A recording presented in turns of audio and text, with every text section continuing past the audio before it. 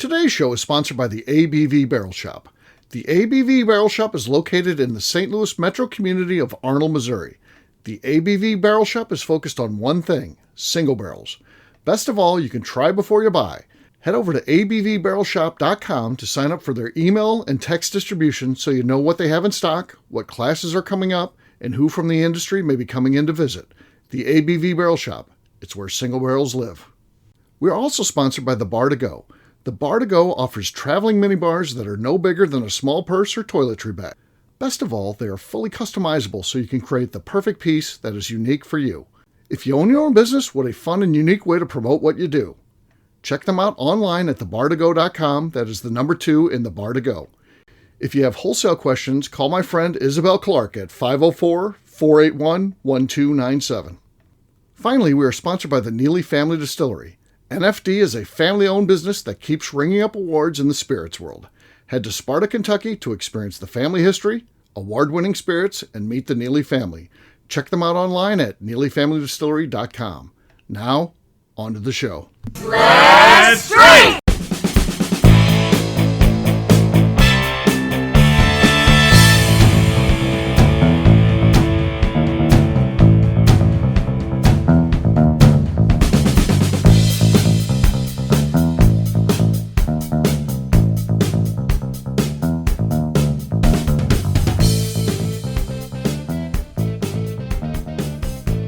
Welcome to the Bourbon Daily, the podcast about everything bourbon delivered to you every day of the week. Today on the show, we talk about Justine's new whiskey brand she is preparing to launch.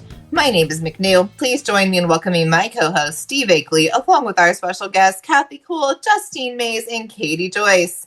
Hey gang, what's up? Exciting news. So yes, it is exciting news. This is breaking news coming in here, so very, very cool stuff. We just... Justine's been here for a week, and how do you like my schedule, Justine? It's I need a vacation to recover from It's get up early, go all day, and then go late in the night to have dinner about 9, and then go to bed and get up early again the next day and fill it with meetings. So yeah, she got a taste of that, so she's ready to go home. So. I actually have been able to sleep in. Yeah, a couple of days. I leave, so I allow her to not go in with me. She can stay there. She's on vacation, for God's sakes, so she can stay as long as she wants to, and then she can just join me at the shop whenever. So that's been how it's been going. So. It works out well. Not talking about that today, though. I've got one for you guys. So we've got a nice set of steak knives. It was from the Fiesta Ware. You guys are familiar with Fiesta Ware. Oh, yeah. They don't necessarily make everything. Some of the stuff that isn't like plates and that, they license out. Though I think it feels like a porcelain edge set of steak knives would be cool. It could be Fiesta Ware, but it's not. They put it out to someone else, and it's kind of plastic, rubbery. I don't know exactly what it is, but we've had it, over 10 years easily. And it's pretty beat up from being in the dishwasher and stuff like that. It's pretty beat up at this point. And in the dishwasher. In the dishwasher. Where already that you're putting good knives in the dishwasher, but please continue. Where else would they go? Right. Exactly. You hand wash nice knives. Dishwasher. We don't hand wash anything. If you can't live in the dishwasher, you don't live here. That's how it works. So I bought a new set of very nice knives. So supposedly you never even have to sharpen these ever again. They're really good. Japanese technology. So we'll see how they turn out. They may or may not turn out. They look nice, so that's cool. And I said, oh, perfect. We'll just donate the old ones to. We have a friend who it's actually a young man who went to high school with Kat, and he is running actually in Arnold by chance, like the food pantry, and they also have a store where they sell stuff. And I said, this would be perfect. We donate a ton of stuff to him these days. We want to help him. We want him to do well. And we really like Patrick, this young man. And I said, we can donate the old steak knives. And the warden says, we can't do that. These aren't good enough for them to buy. And I'm like, aren't these people who are struggling financially? And the knives work perfectly well. It's just the handles don't look great. They don't look perfect. Am I wrong about this? When they sell stuff there, are they selling, so the food is free, but then they have like garage sale stuff? Well, But because they make- they'll help you with it. You're not so you've never helped out anything like this. So we'll explain it. There's probably a lot like that. Yeah, they collect money because they'll help you need whatever you need. Right. And they do have a store that is designed for people to come in who aren't in that situation to buy things, and then basically it's like donating money, but you're getting something for that. Right. They may even give the stuff like this if someone's really in need. I'm I sure see. they would charge them for the steak knives or whatever. So it wouldn't necessarily go in a sale. Correct. It may be given away. It may very well. They do sell, like I said, they do sell stuff, so they can raise money for various things that they do. And she said it's not good enough to donate for people in need. So here's my thought. Okay. Why would you want knives that have your fingerprints on them given to somebody else and then they go kill somebody with said steak? Justine with the true crime That could be anything, though. That could be anything. It could be a lamp. So we can't donate lamps either. I mean, the steak knife seems obvious, I guess. If I don't know what number of people are killed with steak knives throughout the U.S. in the course of a year, I wouldn't think it's very high, but there's probably some. I'm going to take your side here, Steve. I think if they were good enough for me for all these years, Yes, that was my point. they were good enough for us for all these years. We upgraded. Why not pass them on? They obviously still work. They're still functional, right? And why are we making this choice for Patrick and his facility? Maybe he's like, oh, these aren't good enough. We'll just throw them away because they do throw away stuff, I'm sure. Oh yeah. But it's like that'd be embarrassing if they did that.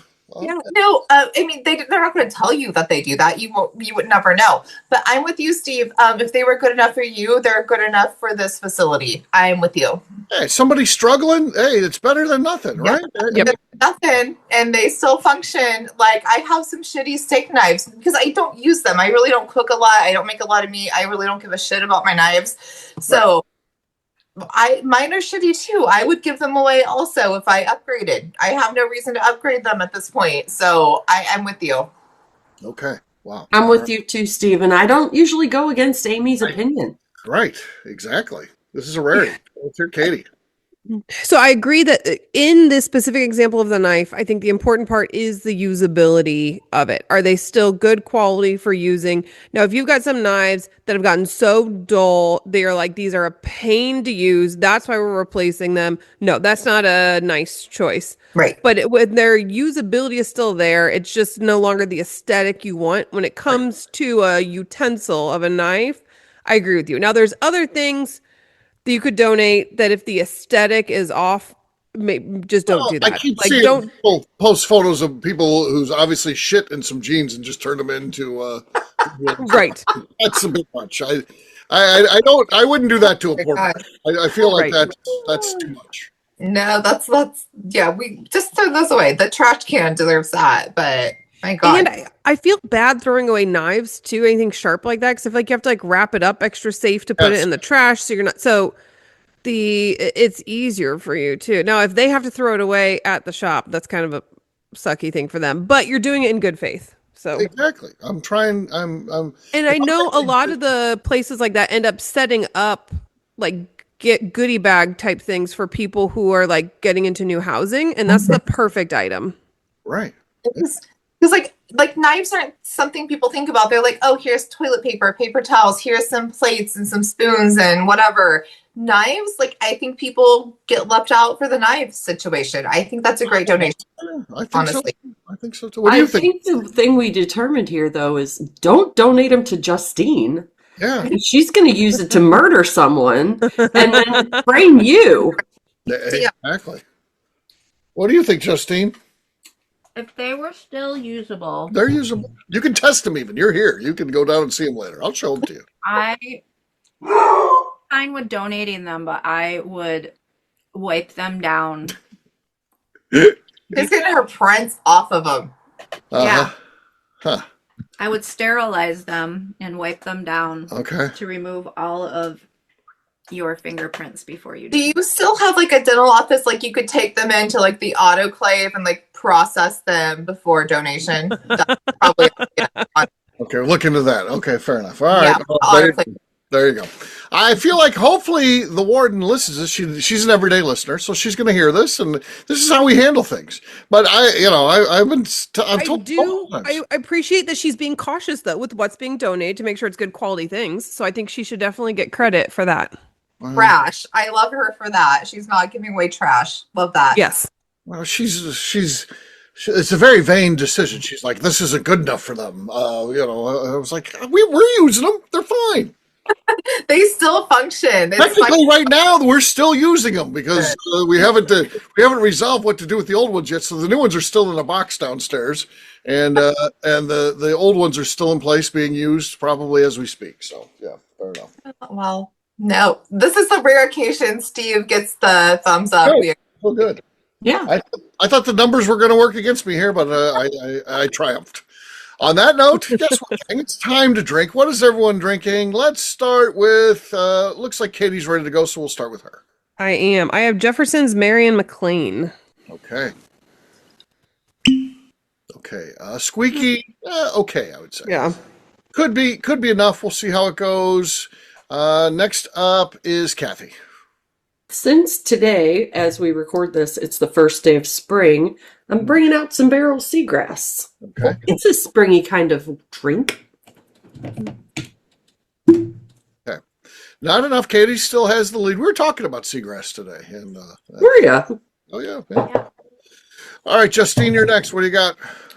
I have Remus. This is the experimental series, aged 9 years. Okay.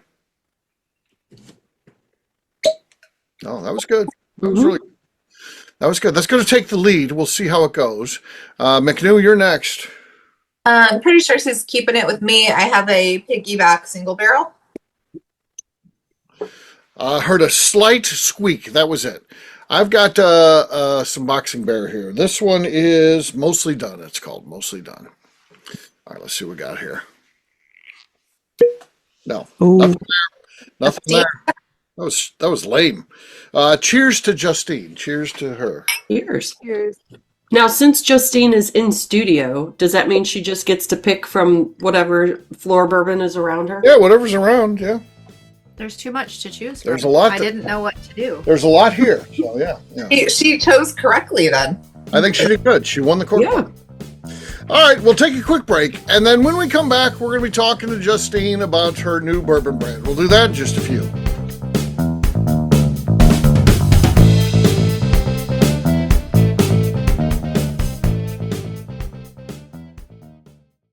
Okay, let's talk about the people that make these shows happen. First up is the Stave and Thief Society. Via their in-person class at Moonshine University in Louisville, Kentucky, the Stave and Thief Society is the place where you, a bourbon enthusiast, can expand your knowledge and emerge an executive bourbon steward. In 2017, I completed my executive bourbon steward certification. It's the most comprehensive bourbon certification available and connects you with an expansive network of bourbon enthusiasts and professionals.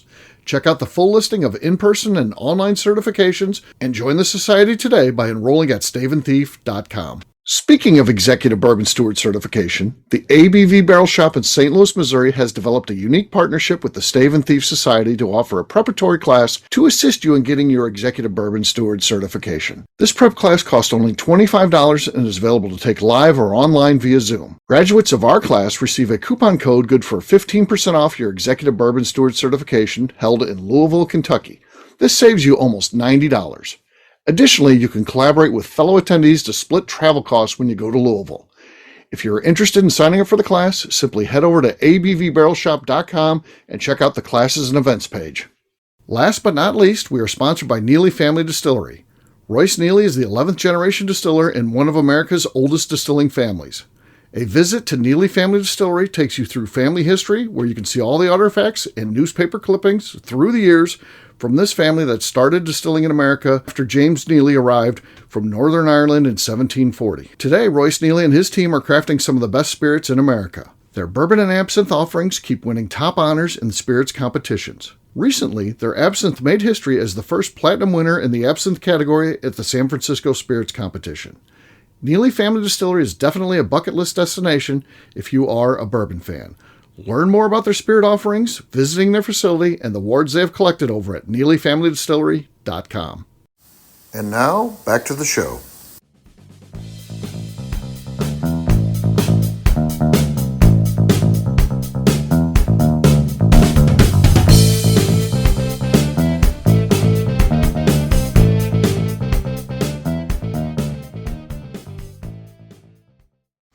This is Kyle Neely. I need to go home and wiggle my mouse. You're listening to the Bourbon Daily. Welcome back to the Bourbon Daily. Today we're talking to Justine Mays and about her new bourbon brand. Yes, we are. So, Justine, we worked on this. It's going to be a private label at the ABV Barrel Shop, but it is going to be branded. It's going to have a cartoon version of your face on it. These are actually blends that you put together. You did 3 of them, so and we'll release those probably once every month or 6 weeks or however long it takes us to run through. And that's the plan. So, what do you want to tell the group about it? I didn't realize that it was going to be a brand. I just thought I was blending some stuff to be sold at the shop, but I didn't know that it was going to be a brand. Yeah, well, that's a good. Does it have a name? That was a surprise, though, right? The brand have a name? Yeah. So Steve came up with. This is good. It's Justine's Amazing Blend. Yes. Blend. Okay, amazing. Like your last name. Play on my last name. Yeah, that's cute. We like it. That is cute. I like it. Like my dad has always used that. He's always used that. It's a play. tribute to her dad too. Yeah, he's always used that play on our last name.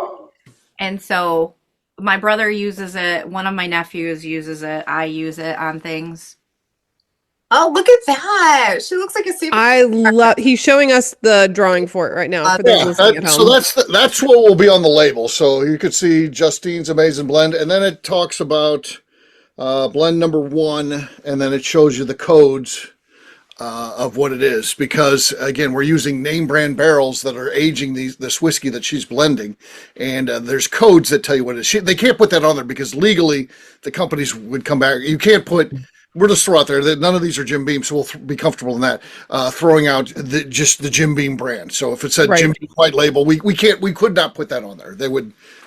So there's codes that will kind of, if you're in the know, you know what they are. So this is like she tasted multiple things, put them together, made it freaking great. She did. Yeah, that's really cool. It's we amazing.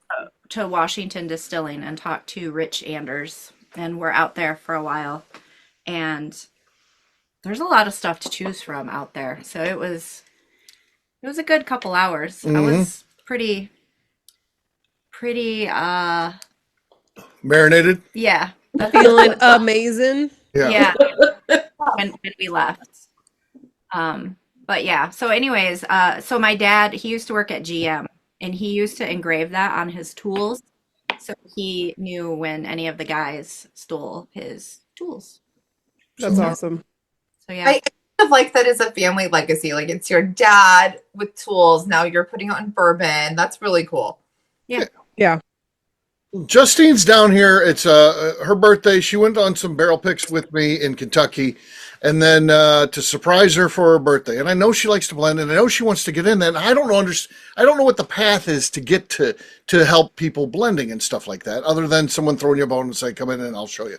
I thought, if she did this and it's a brand under her name, hopefully it catches the attention, or it can go on, a resume, that type of thing. Say, hey, here's an example. You even have a product with your name, your face on it that you could give to someone and say, hey, here's an example of what I'm doing. I'd love to, get to do some blends for you. So I thought it was a great birthday gift. It was. Mm-hmm. No, so I love this because when I read the show notes, I'm like, there's no way in the world Justine is initiating a brand. So I'm like, how did this come about? So it's Steve just throw it out there. I love this. Yes, Yeah. and I also at the same time, if it picks up legs, it's Justine's. She can have it. If it turns into where it is a brand, right now it's just a private label for the shop. Let's be very honest here. It's a private label for the shop. It's basically ours. But if she would like, hey, people really like this. Would you mind if I started buying barrels of that? It's yours. You take it. It's free. There's no charge. You don't have to buy it off me. It's yours.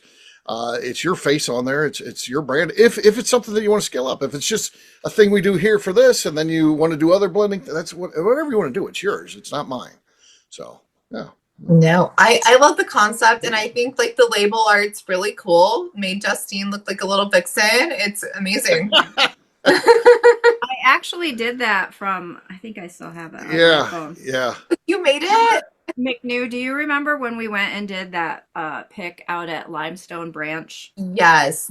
Very early, like 2021, maybe. Yes. Like that. Yeah. So I was bored one day and I pulled a Steve and I put a picture into Oh, yeah. Steve posted Oh yeah. Yeah, I the saw other day. that. I saw That's that. Yeah. that we picked it from. The funniest thing is my buddy Mark is a graphic artist, and I sent him that photo that you guys just saw with a whole group of people on there. Mhm. I sent it to my buddy Mark, and I said, "Hey, Justine's starting a brand. Could you cut her out of this photo because we want to use it on the label?" So he sends me back the photo with Justine gone in there, and everybody else left. I'm like, "Shit, that's exactly the opposite of what I needed." She's holding her own there. So, yeah, It's funny because I did cut somebody out of the picture. yeah, there is someone missing. Oh, well, as it should be. But okay, so Justine, when you're blending, like what were you looking for in the flavors? Like what was your thought process in the blends that you made? Just kind of picking things. Well, first of all, I wish I had known prior to starting to blend that I was going to use everything that we tasted through, that was in like the aging in the known barrels, and because that would have saved Right. some of my marination a little bit. Right. But yeah, I just kind of looked for things that went together, and I don't know. I don't really have a rhyme or reason for She how- doesn't seem to. I got to be honest. I don't know. She's not seemingly blending for a thing. She just starts, and again, it's all controlled. You have to know what's in there. So she's controlling how much goes in there, and I don't know how her mind works. It's fascinating to me to watch it because she created again utilizing this whatever it was 8 or 10 or 12. I'm not even exactly sure how many. She used these to create these 3 different that are very different. Each one's going to be incredibly unique. Totally different. So if you buy this, save your bottles, and so you can compare and contrast. They're all unique and different. I say they're amazing, just like the name. And the hardest thing that I got is just Justine. She is a very humble, quiet person. Doesn't seek the accolades and that. But when you have a brand, you have to promote it, and I'll be like, "This is fantastic, incredible." She's like, "You're making that up." You got to get past it. We can't have a classroom full of people that are drinking and tasting. And they're like, "This is amazing." She's like, "Oh bullshit, you guys are." She's like, "Fuck you guys, leave me alone." But we'll see how this goes because it took 3.5 years to sell my first blend for the shop. To sell through it. That's a different thing altogether. Not even the same. First, a higher price point, different label. Her name isn't on the label. Her photo's not on the label. It's not her brand. It's almost like a barrel pick in that it says Justine's Blend. It did say Justine's Blend in terms of like a barrel pick would. So yes, she's done that before, and it didn't sell out incredibly quickly. But I think this is a whole new ball game. So Yeah, I think the private label part of it is going to be a huge change. yeah. in I selling think of it. it's a huge key player, and I think it's awesome. That's amazing. Yeah. So really fun stuff. So So Justine, what are some of like your favorite flavor profiles in whiskey so that people can get to know more of like what you typically look for that you really like? I kind of like the I mean, I don't really have that in mind when I'm doing it, obviously, because I want it to be obviously for the masses, but I Yeah, like that makes sense. like the more earthier type notes, like the leather and the almost like this like a cigar blend is kind of, I don't know. your favorite? Yeah. Yeah. That's cool. I feel like those are the ones that I easily pick out of things. I always get those notes first before I get any like fruitiness or anything like that. Yeah. So when you're tasting these things and you're like, I need to put 28% of this with Right. like how do you figure out those ratios? Or do you just kind of test a lot and then land somewhere? Just test a lot and land somewhere. I also have used, well, I have used round numbers in everything that I did the other day. Uh-huh. I didn't get super crazy and do like 1.5 milliliters, Yeah. 1.2. Yeah. Oh, see, that's immediately where I would have gone. You would have got a few drinks in me. I would have been like, I need 12.23 ounces of this put in here now. And then I'm going to need 46.8 ounces added of this. And Yeah. Yeah. Well, and it's I'm glad that I don't have to do I did the math for that sample, but then Rich has to do the math. He's got to scale it up. Yeah, he's got to scale it up because that, like, when we would do the blending competitions, like during COVID, Right. that was the hardest thing because, like, obviously when we're doing it, we only have like a little bit of each one, and so you're trying to do it small. So if you screw it up or if it sucks or whatever, you have more to go on, and then trying to do the math to get it from my little tiny sample into like a 2-ounce sample or whatever Right, it was yeah. that we had to send in for competition. Math is not my forte. That's the But- blending part that I don't like. It's amazingly fun to watch because she's tasting things. She has a whole set of beakers out with all these different whiskeys, and she has like a syringe where she's pulling out of there what she needs. And then she'll taste it, think about it, taste it again, add something, taste it again, might add something else.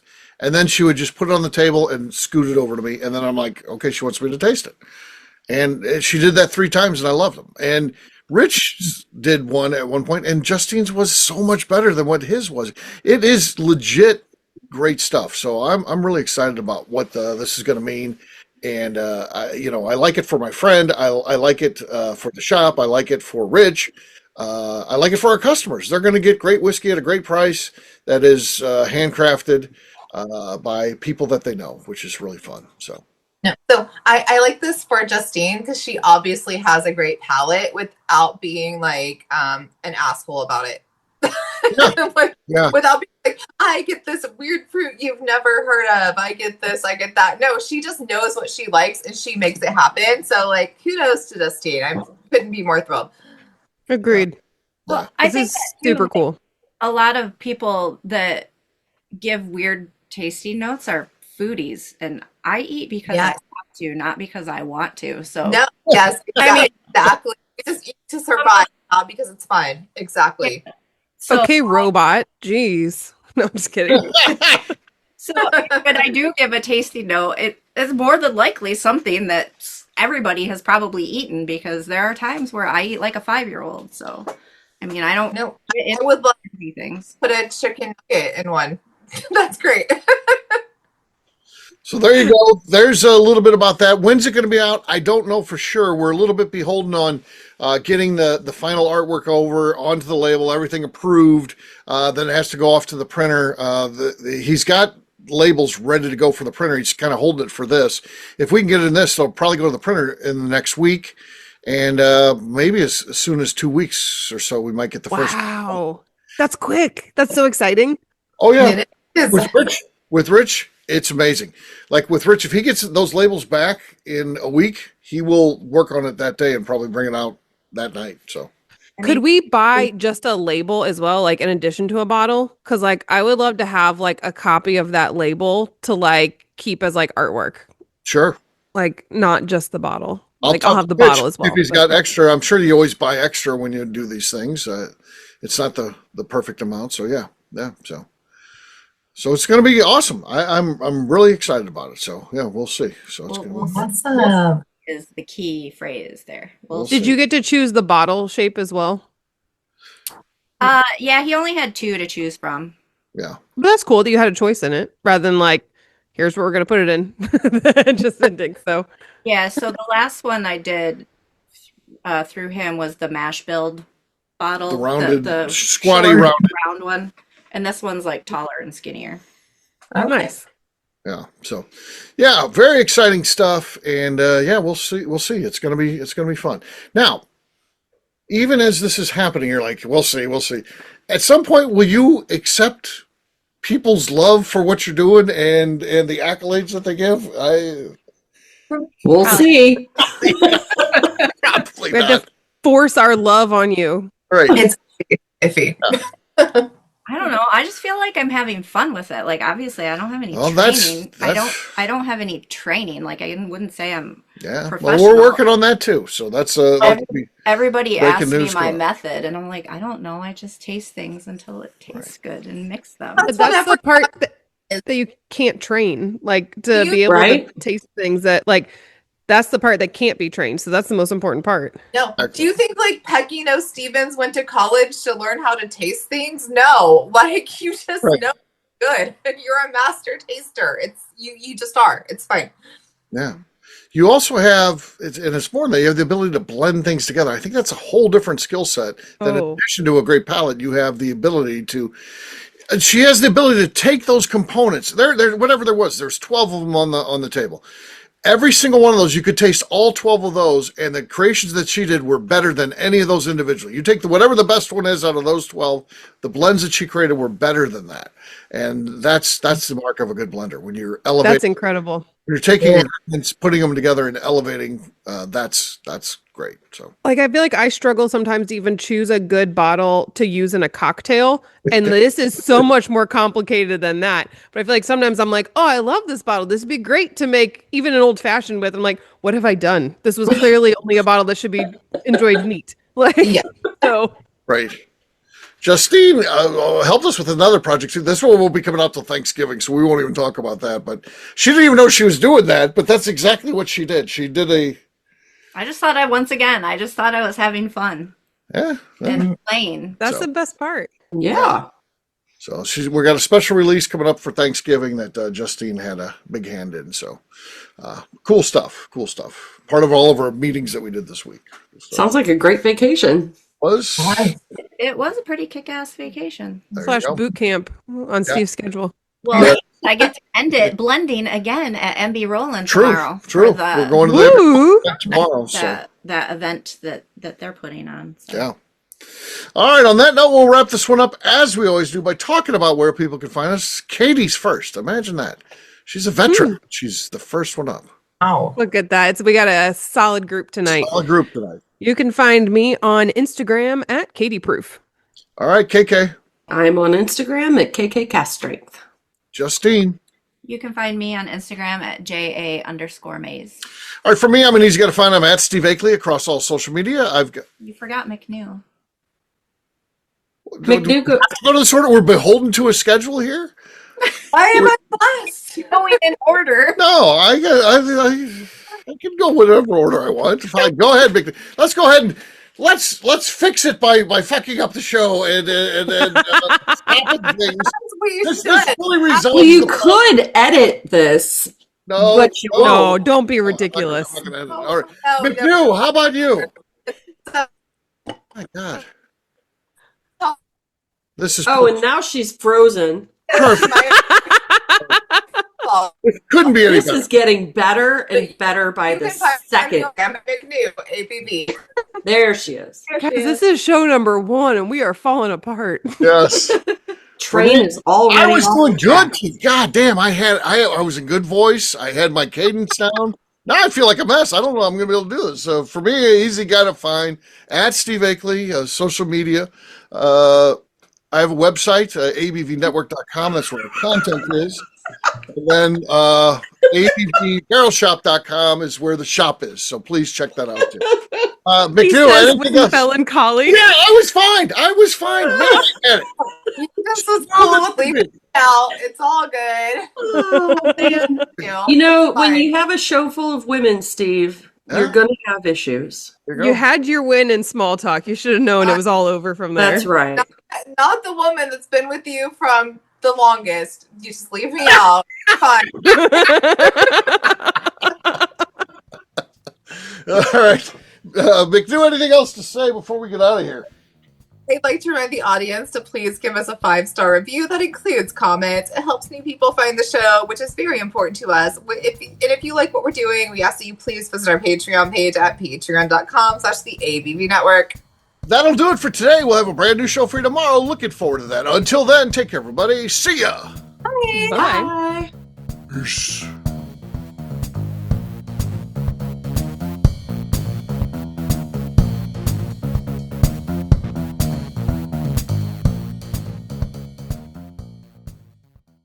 Before we let you go, let's talk about one last thing. The ABV Barrel Shop in the St. Louis community of Arnold, Missouri. The ABV Barrel Shop is focused on a couple of things. First of all, single barrels. We are the place where single barrels live. We go to distilleries, taste through the whiskey, select the best barrel, and have it shipped to our store where we present it to you, our customers, by allowing you to try before you buy. We're also known for the classes that we have in our education center in the store, as well as the events we have with industry professionals from the bourbon business. If you are in the St. Louis area, please come by and visit us at 6 Fox Valley Center in Arnold, Missouri. Or at a minimum, at least sign up for our email and text distribution so you know exactly what's going on in our shop over at abvbarrelshop.com. This is Steve Akeley, owner of the ABV Network, signing off. We thank you for listening to our programming and truly appreciate your support. The Bourbon Daily is part of the ABV Network. For more information or to become a sponsor, please visit abvnetwork.com. Thanks for listening and cheers. This has been a Steve Akeley production.